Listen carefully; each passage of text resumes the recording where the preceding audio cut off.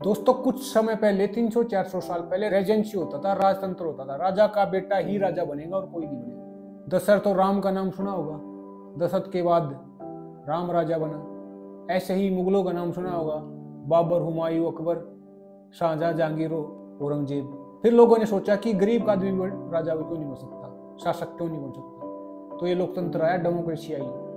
लोकतंत्र लोगों का तंत्र, राजतंत्र राजा का तंत्र, पैसे का तंत्र। लोकतंत्र लोगों का तंत्र, वोट का तंत्र।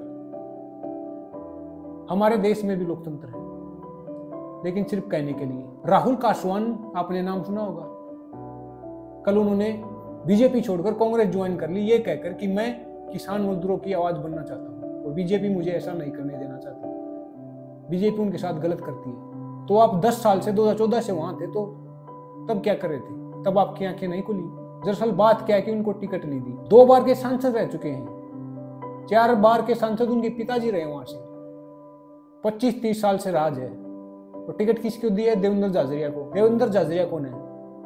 एक पैरालंपियन, ओलंपिक पदक विजेता, मेडल विनर, पद्म भूषण से सम्मानित, एक दिव्यांग, डिसेबल। क्या वो आवाज नहीं उठा सकता? आपको 6 बार मौका मिल दिया, एक बार किसी और को मिलने दो। इतनी बड़ी जनता है। ये तो लोकतंत्र है, लोगों का तंत्र है। और लोग ताली पीट रहे हैं कि राहुल कासवान जिंदाबाद, राहुल कासवान ने पासा पलट दिया, राहुल कासवान बहुत अच्छे हैं। कल तक वो बीजेपी में थे तो बुरे थे, आज वो कांग्रेस में आ गए तो अच्छे हो गए। इस बात को कोई नहीं देख रहा कि देवेंद्र झाझरिया कौन है। बीजेपी में लाख बुराइयां हैं, लेकिन देवेंद्र झाझरिया को बीजेपी ने टिकट ठीक दिया है। ऐसा ही करना चाहिए। लोकतंत्र यही अलाउड करता है, यही बोलता है राजा का बेटा राजा नहीं बनेगा। जयंत चौधरी ने बीजेपी ज्वाइन कर ली, ये कह के कि दिल जीत लिया। और दिल किसने जीत लिया? चौधरी चरण सिंह को भारत रत्न दे दिया बीजेपी ने। और चौधरी चरण सिंह जिनके लिए लड़ते थे, मरते थे, उनको लाठियां डंडे दिए जा रहे हैं, उनके रास्ते को ब्लॉक किया जा रहा है, उनको हक नहीं दिया जा रहा, उनको एमएसपी नहीं दिया जा रहा। लेकिन चरण सिंह को तो भारत रत्न मिल गया ना, और जयंत चौधरी को इसी भरोसे एमएसपी भी मिल गया। क्या पड़ी है किसान मजदूरों की उसको? वो जाट भी है, ये बोलते हैं जाटों के खिलाफ है बीजेपी, दिन रात ताली पीटते थे। अब क्या हुआ?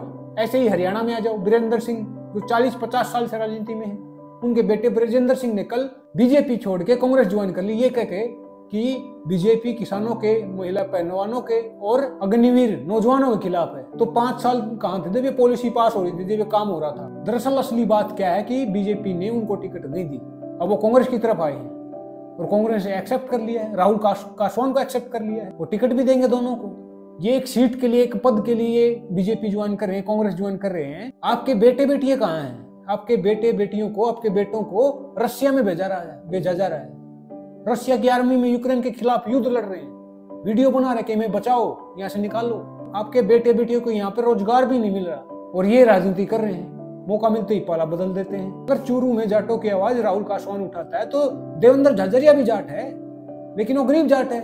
लड़ाई देवेंद्र झाझरिया की, बीजेपी की, कांग्रेस की नहीं है।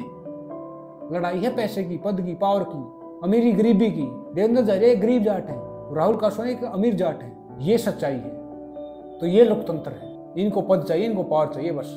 आपका क्या सोचना है? क्या जयंत चौधरी को बीजेपी ज्वाइन करनी चाहिए थी? क्या राहुल कासवान और ब्रजेंद्र सिंह को कांग्रेस ज्वाइन करनी चाहिए थी बीजेपी छोड़ के? तीनों में से किसने ठीक किया, किसने गलत किया? कमेंट करके बताइए और मुझे फॉलो कीजिए। नमस्कार।